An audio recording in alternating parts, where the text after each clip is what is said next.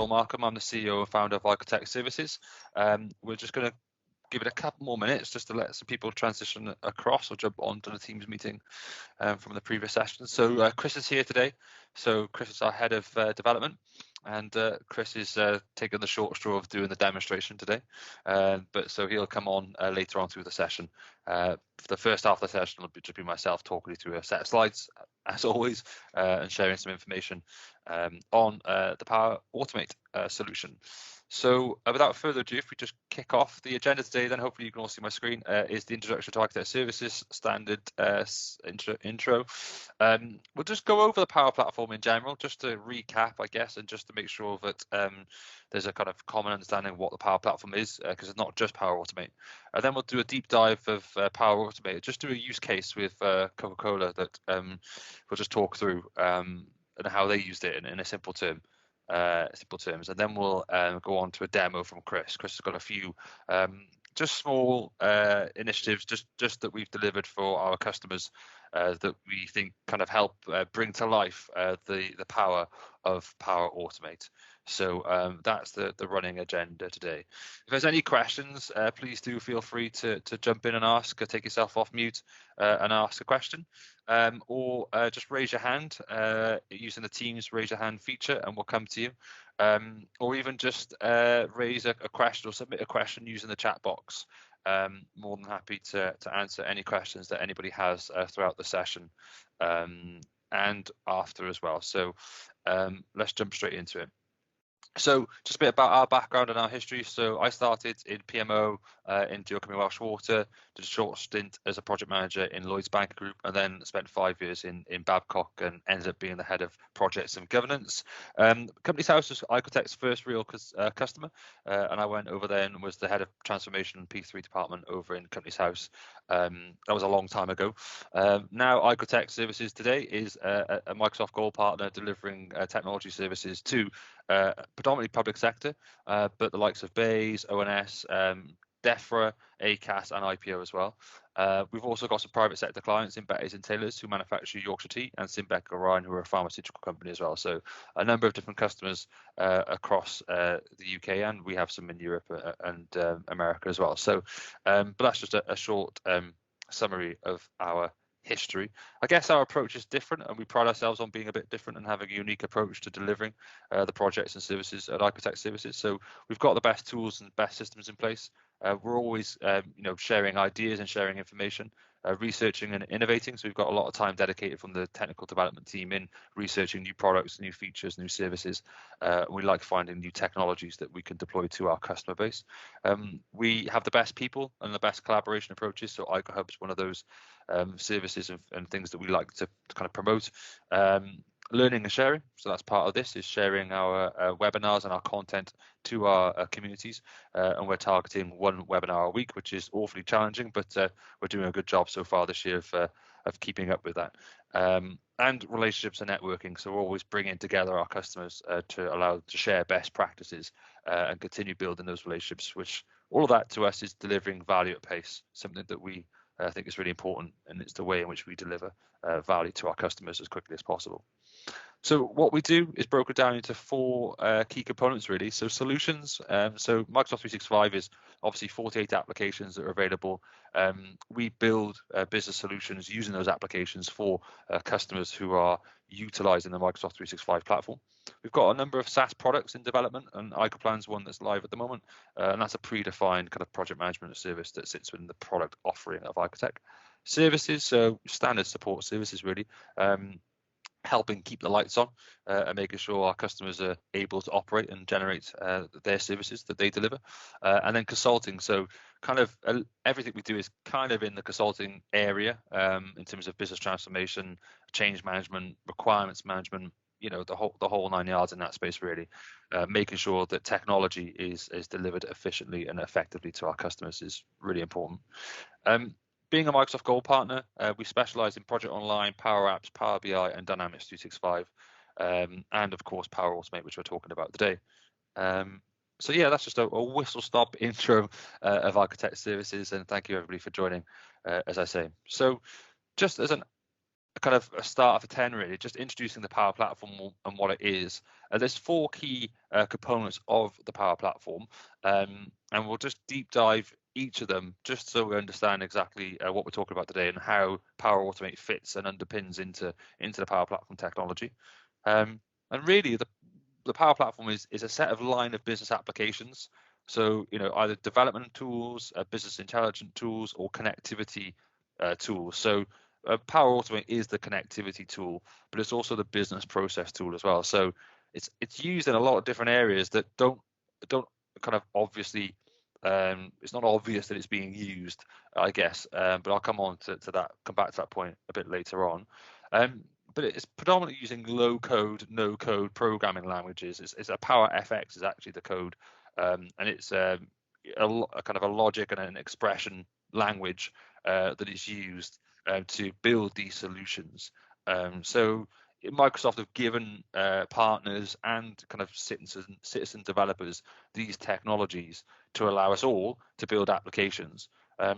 It allows end users to build applications, IT departments and kind of partners like iCoTech really. So all 3 kind of types of users can use the Power Platform to kind of create a community, a centre of excellence, they call it in Microsoft language, to develop and utilize the Power Platform.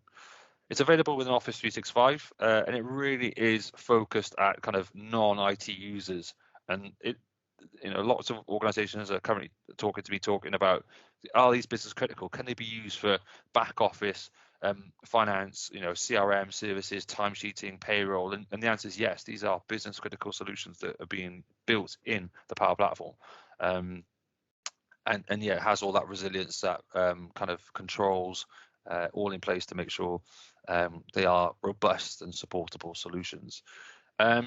So it's all based on a Dataverse, so you can connect data and share the data across those applications in your Microsoft 365 ecosystem, but also externally as well.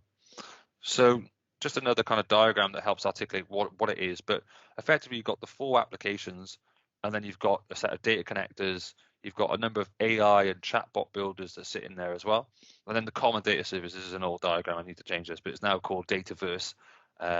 As our dear friends at Microsoft like to change these things, so this is now called Dataverse.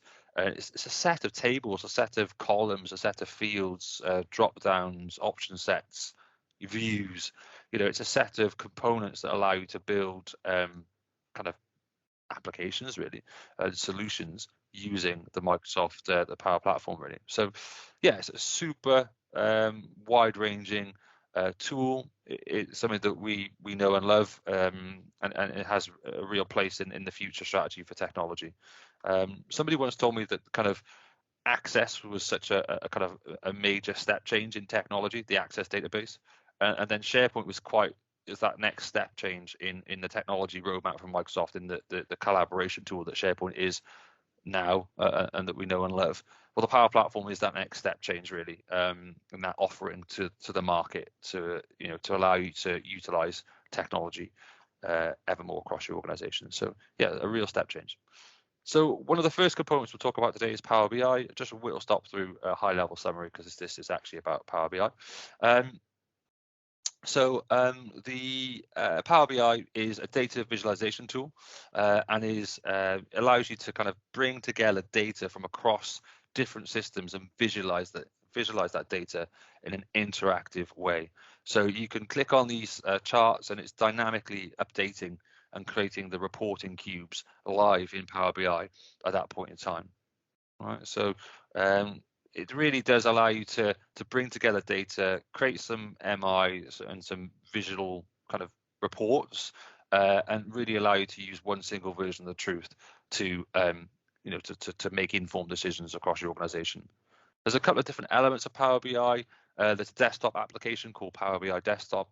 There's the SaaS product, and there's a couple of other offerings in terms of the mobile offering as well. So I've got Power BI on my phone, and I can see all the stats of these webinars. I can see all the registrations. I can see all the kind of contacts and all those type of things, all from my Apple device and using Power BI mobile app. And then for more of an enterprise service, you've got the kind of report builder, creating paginated reports. You've got the report server as well. So if you've got an on-premise reporting requirement because you don't want to use the cloud services, then there's an on-premise version of Power BI as well. So yeah, a wide-ranging and Power kind of BI solution. You've got apps as well, so you can buy apps or use apps from the app source, and you can create a Power BI reporting app, which is a different thing again, but we could share more on that another time. It's just a whistle-stop tour, as I said.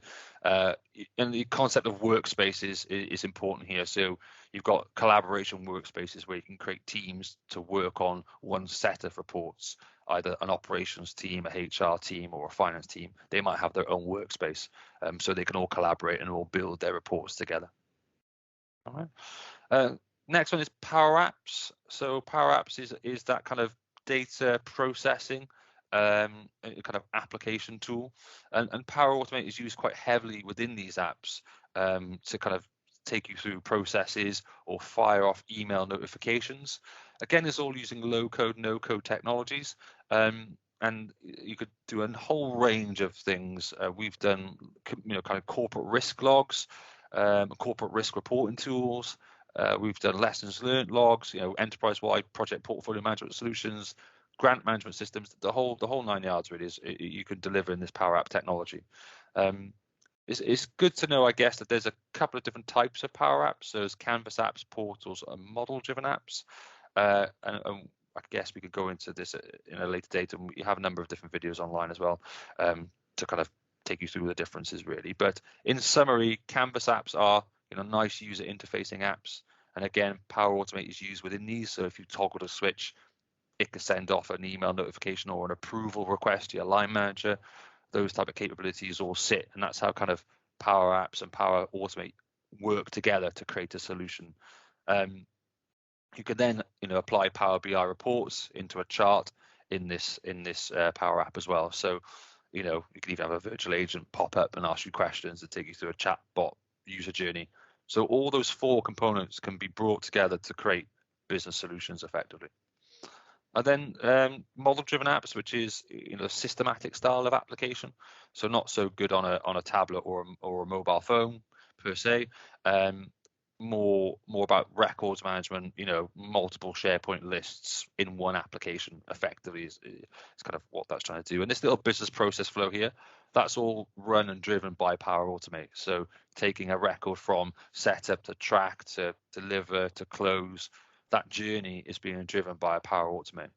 So as an example there. And then portals. So portals are a website, external, extranet, allowing your customers to log on to a portal, submit invoices, submit tickets. It's your external facing communication platform with your customers.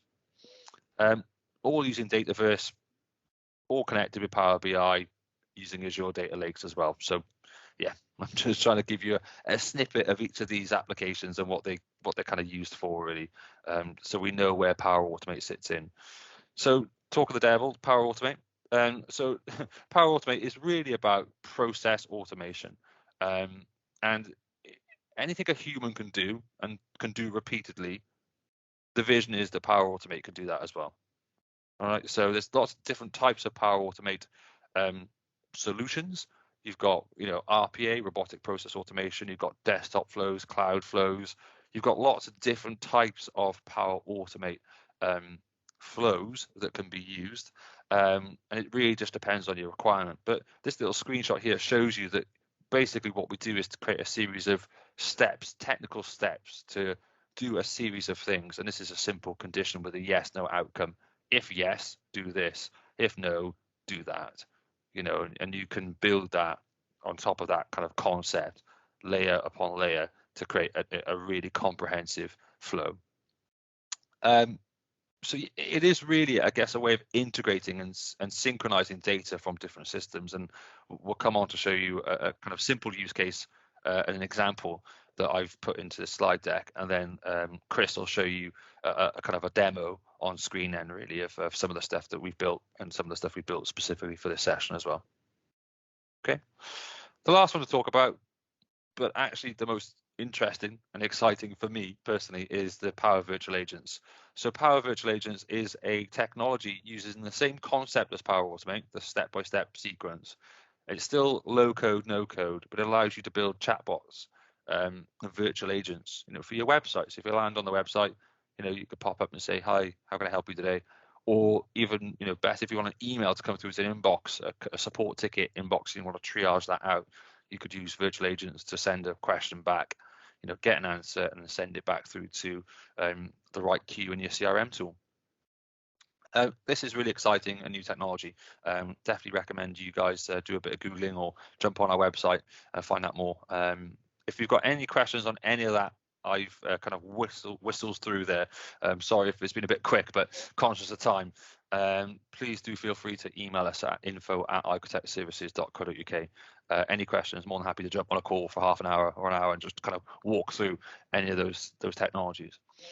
I think Power Automate is really, I guess, to bring it to life is the most important thing, because it is a very systematic and technology-driven solution. I mean, if you've delivered Power Automate correctly in your organization or in your solution, you shouldn't even really see it or know it's there. It's kind of like the background to the things that are happening in the solution. So when you get an email pop up after an employee has raised an expense, Power Automate drives that, but you shouldn't, as an end user, as a line manager or as a senior manager or submitter, it just takes your record and takes it out and helps improve, automate, etc. The processes you're currently doing manually, for example. So I guess the best way to explain this is, one, to show you, which Chris will show you now in a minute, some examples, but just to explain a use case in a simple term as well.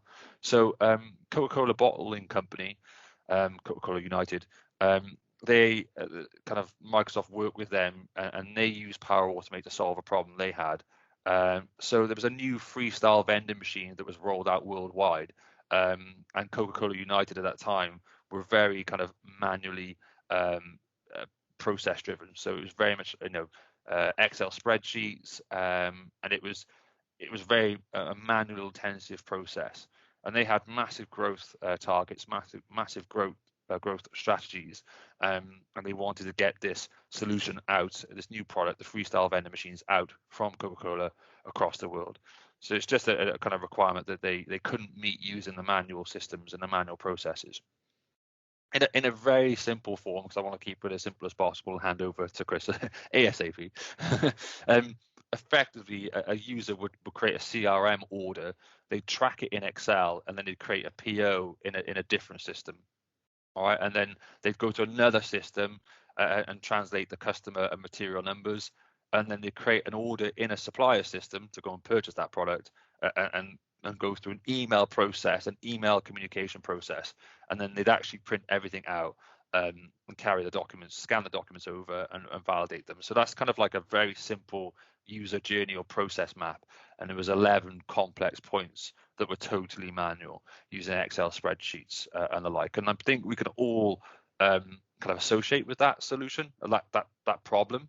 I mean, honestly speaking, we have that problem as well in a Microsoft Gold partner. We use Excel for some things, which kills me, but we do have, John in finance will do some level of business process in Excel, and Excel's great for pulling out data, analyzing that data, creating the pivot charts, and but as soon as you start using it as a tracker for POs and invoices, you kind of you need to get onto a system like Dynamics CRM or SAP or Oracle or any of those other kind of ERP solutions. So I think this is something that I can definitely relate to in seeing this problem and seeing the challenge it creates. If you want to deliver more service, if you want to deliver more products, then you need more people to run this manual process, hence where Power Automate comes in. But simply put, the problem they had was that it was too expensive to create APIs. So when you've got like a custom application, so like a rostering solution in a server in a comms room, on a server in a comms room, or you've got like a product that you pay a lot of money for a year that's really important to your business, and you can't change your business process, and you don't want to move away from that expensive product. Maybe you've bought a license that was £100,000 for 3 years and you can't move away from it. Well, when you go and create an API or try to connect to that application, it can be very costly. And that's what we call legacy apps. older apps that are end of life, but are integral to a business. That is the similar situation to the one these guys found themselves in.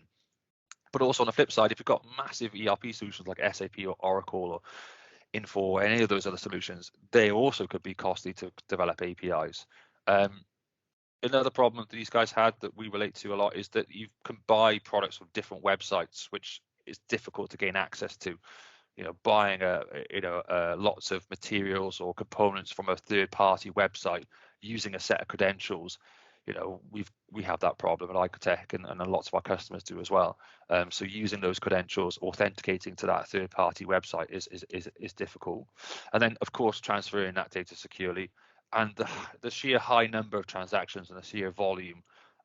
Those are all the problems that these guys felt and had to resolve without using or building APIs. And again, that's just really, if you're in any of those situations or you feel any of those pains, Power Automate is definitely the solution for you to help you connect those applications together without building customized APIs. So in this very simple use case, I'm just trying to keep it simplistic for now. They had SAP, and then Power Automate was used really in kind of 4 key stages, and it was a virtual Power Automate flow. And effectively, the bot would read the order, create POs in a SAP system, and submit the order to the supplier's website. So it would do all that automatically, based on the controls and the triggers that were built in that technology solution. All right, and then the APIs would flow, monitor emails for invoices and matches to correct orders. So it could do that matching. It could say that, give me the subject of the email, 4 characters in, and give me the numerical codes, and match that to the invoice number on 0, for example. It'll do that matching for you, and then connect the two together, send an email over to an attachment. So I guess it's just a real life example of where Power Automate, in this case specifically robotic process automation, can be used to solve a real business problem. And we use, I guess, a lot of other technologies in the Microsoft 365 technology stack to solve that. So Azure Blob Storage was used here, and Azure Key Vault was used as well. So Power Apps, you could see the kind of the makeup of the solution schematic there, really. But that's it from me. You're probably bored of me talking and want to see some technical stuff. So again, if you've got any questions, if you have any kind of challenges in your business, or you're just kind of wondering how to apply the use of Power Automate in your organization, please do feel free to reach out to me on LinkedIn, info@icotechservices.co.uk, and we can just catch up and just see how you. So without further ado, I'm going to pass over to Chris. I'm just going to do that kind of age-old reminder that you're on mute, Chris, before you start talking. I do that a lot. But I hear that you've got a couple of flows to show us today. Thank you, Ben. Well, I do indeed. I've got 3 little flows that we've created. Again, some of them not very complex, just to give you a bit of an idea of some of the automation that can happen behind the scenes. Some to do with kind of data, and one to go through setting up kind of like an approval system. So if something comes in and it needs to be approved by another member of the team or senior management, how that will operate within kind of like a flow scenario. So I'll just share my screen so we can go through them. And I promise, Chris, I won't throw you under the bus like I did last time on a live demonstration, just to make that clear to you. Don't panic. Thank you very much. Yeah, so the first one that we got here is the basic output of this is to send an email to various users with different emails, different email content, sorry. So what we've got is, using one of the Power Automate model-driven apps, they have a record in their programs, and there is a section that requests approval from multiple different teams. Need to go in and approve this program so that it can continue on its stage. So what we've built is the ability that once that action is triggered, this flow will automatically process all those emails and send them out. As you can see from the screen, it'll go down through the stage. It'll get more information from the related programs, compose a URL, which helps them to so that we add it into the email, so when it gets sent out, the user doesn't have to go looking for the particular program that we're referring to. They can just click a link on the email. And as you can see, going across the page, we have multiple different branches that this flow goes down, and it grabs users from each department that is required, grabs the user's email addresses. So here's it grabbing the user. There is it composing the email address, so we've got it at hand, so we can use it. And I'll only show you one, just in case I can't show the others yet. Is then it'll just send out an email with basic information, on this example anyway, that this particular finance user will need to go back through to the system, find the program that this is and relates to, and basically review it to make sure that the program and the business case that is related is okay to be, well, approved, basically, and that it can proceed on to the next level. So yes, so this one's quite a simple one. Like I said, it does a lot of branching. So what it will do is, when it gets to the branches, instead of waiting for each individual section to be complete, it will fire them all at once.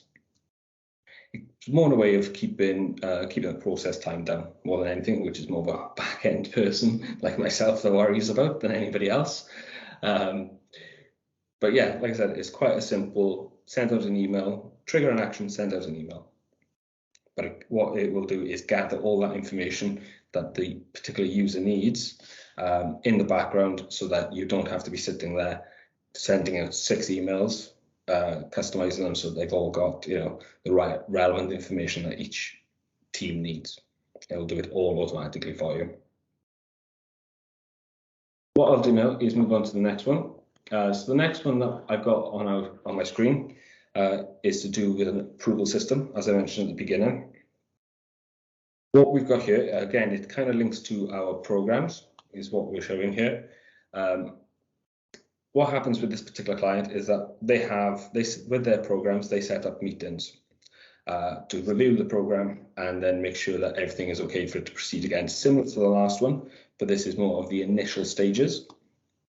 This is before like a client gets a business case or anything else set up. So what we've created is a approval system that will send out an email to the senior management, and what they will get is an email asking them to review the program, and approve or reject it, and offer them the ability to add some comments to the system. However, what we had noticed with this particular issue was that once the date for the meeting was set, is that sometimes the meeting could change. And the problem with that would be is that then emails were sending out for programs that haven't had their meetings yet. So the way that we've set this up is that we've set up a delay. So this flow will trigger as soon as a date is added to the system. What it'll do, it'll wait until the day of that meeting. It'll go back into the system, grab the date again to make sure, and then double check to ensure that that date is the same. If this date isn't the same, which means that someone's gone in and altered the date, it cancels this off and doesn't send out any sort of formal email to anybody. Obviously, if the date is brought in earlier, then another flow in the background has run and has already actioned this. So this will just terminate, and it won't cause any confusion by sending out any sort of approval request to any member of the team. The way that we've set it up then is that once the approval is set out, so you ask for a particular email to be sent to, who's assigned to, and we've set this as the first person to respond. So this will go to a group of people, but not necessarily everybody needs to approve it. It just needs one person from the team to approve the situation, and then it will progress onwards. And we've also set it then so that once it's approved, it updates the program within our model-driven app, and it also creates a log so that so there's always a record of what happened during the approval and if there were any comments regarding it. And again, similarly, if it's been rejected, we create a log to show it's been rejected, and we also store those comments from that approver on why this was rejected. You know, is there something they need to add into it? Is there something they've forgotten? Just gives us that kind of paper trail of what's happened with a particular program. Okay. Okay, and the last one that I've got for you then, this is a bit of more of a complex one that we've had to set up. So a bit of a story behind this one was that one of our clients sends up documents to their clients, and what Joel doesn't like, they send out Excel documents. But what they will do with these Excel documents is that they could have multiple different sheets on this document, and in each sheet they've got a table where the client has to fill in, multiple rows of information, and then they provide it back to our client. Now, our client doesn't obviously want to have anyone sitting at the desk, thumbing away, typing in 40, 50, 60 records from the Excel documents that they get from their clients. They need an easier way for this to happen. So the way that what we've done here is that we've set up an integration with their SharePoint site with Power Automate using the connectors that are available. Once a document is uploaded into our model-driven app, which, as I mentioned, links to SharePoint, this will fire and it will check to ensure that it's the correct document first, hence why it's doing the condition check. And then we do have a laundry list of actions, but I won't go into depth into each individual one, but I'll give you the brief version. What we tend to go through then is grab all the records, all that document's properties. This is all the back-end metadata for that particular file, just so that we can identify it and grab out the information, basically. As you can see, we grab the metadata for the file, then we list all the rows that are in that table. So this is listing all the rows that are in, for example, table 1 of sheet 1, hence why it's quite a large flow going down pages. What we will do then, we will convert that information into a JSON, which is technical, probably the best way to explain this. It's kind of like code, technical JSON code. And then what we can do from that is we can extrapolate the information from each of those lines, each of those rows, within the Excel document. What we grab then is individual items. So we might grab a particular output from one of those items that we may need to use later. Alternatively, what we come through as we scroll down, as you can see, it's checking to ensure that, one, this isn't a duplicate. If this is a duplicate within our system, then we don't bother adding it back in, because obviously nobody wants to go back through and clean up duplicate information. And then secondly of all, what we're doing is we're creating it. So the first table that you can see here from this Excel document would be work packages. So we are creating 10, 12 different work packages, and then we're also associating them back to the project that they may be related to. And that's in the system. Once we've done that, then we're moving on to the next table in the next sheet. Again, it's similar. It's going in, it's grabbing every piece of data from that row. So you could have 30, 40, again, 70 to 100 rows. And each of those rows could have 70 columns. Again, you're not going to want to type all that in. So we go again and we grab the information from the second table and kind of follow the same process. We go down through the system, adding into our application each of these items into their respective zones, and then also relating them back to the project that it's in regards to. Because obviously there's no point adding all this information in if it's just going to be sit in the system but not be visible in the correct areas. So we need to ensure that these items are relating, so they're visible under each particular program or record that is in the model-driven app.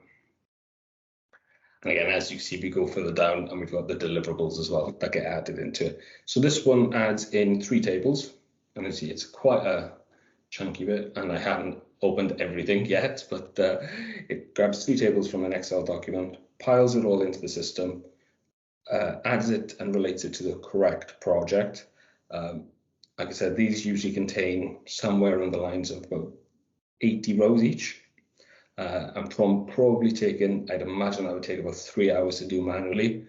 It takes, I think the maximum I've seen it take is about 5 minutes.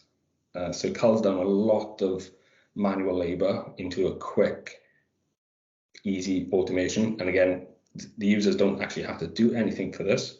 All they do is once they receive their document, for that particular project that they're working on. They upload that into the system, and then the system will take care of the rest. It will automatically add all these in and pull them all through. And then that is, and that's a quick brief overview of a couple of the flows that we've created. Like I said, some of them are quite straightforward and easy. Sending out emails, notifications are probably help a lot of us, especially me, when I forget to do something, through to just creating up an approval system to make sure that what your staff are adding in, or what a member of the team is adding in, is correct and appropriate and can proceed to another level of the process. And then from the final one of pulling in information from another source and importing it into a model-driven app. What I'll add to this is that, and I'll do it right at the bottom here so you can have a quick view.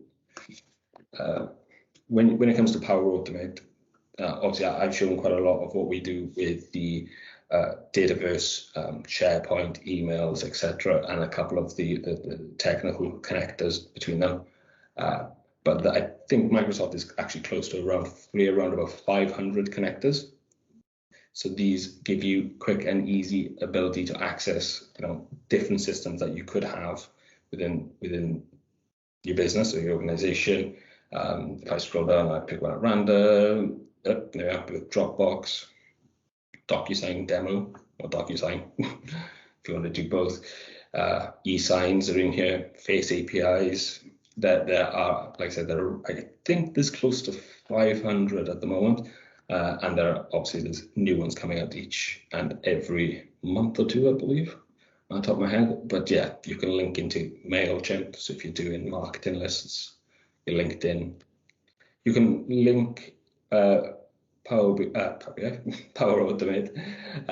to a lot of different applications. And again, some of them that may not be in this list, you can also connect to via an API, or you can create custom connectors as well. So that's something that you want to use multiple times. You can create a custom connector using an API, or if it's a single use item, you can use a HTTP action and connect to an API that way. But yes, there are plenty that be exciting to see, the next 500 items that Power Automate connect to. But for my demo, that is me, unfortunately, done, and I will hand you back to Joe. Thanks, Chris. Okie dokie. Well, thank you very much for your time. Thanks, Chris, for showing us some examples. I think Power Automate is such a great tool. If you are kind of considering deploying Power Automate into your organization, I would definitely say just give it some consideration in terms of availability to connectors, kind of environment policies, the data it can connect to. It's a brilliant tool, but when using an individual use case, it's a really great offering. But of course, used across an enterprise, you need to think about center of excellence and capability, etc. Cool. So if there's any other questions, anything comes to mind, please feel free to connect with us on LinkedIn. We've got a YouTube channel as well, so follow us on YouTube at iCoTech Services. We're also on Spotify randomly. We've got a round table that we do. We have a conversation with a couple of key stakeholders, so we're on Spotify. You can listen to us on there as well. And as I said before, if you have any further questions, please do feel free to email us at info@icotechservices.co.uk. Thank you very much for attending. Much appreciated. Hope you're all well and stay safe. And look forward to seeing you on the next webinar. Thanks for your time. Cheers. Thanks, everyone. Bye. Bye bye.